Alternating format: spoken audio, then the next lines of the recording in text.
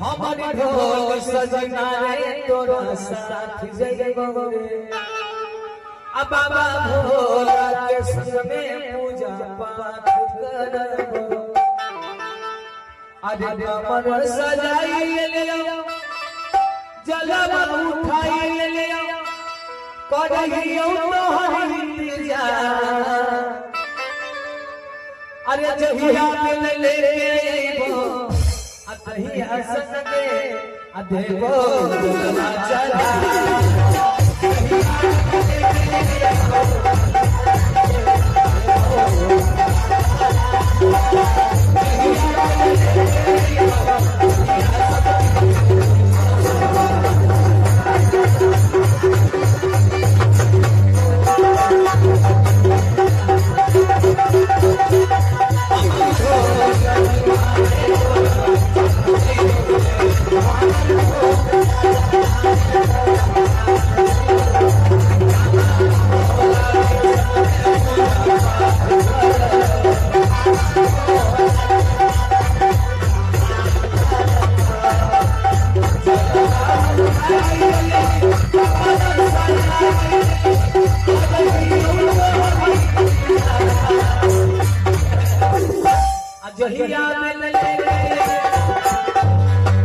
जहिया मिल ले तहिया सक देबो।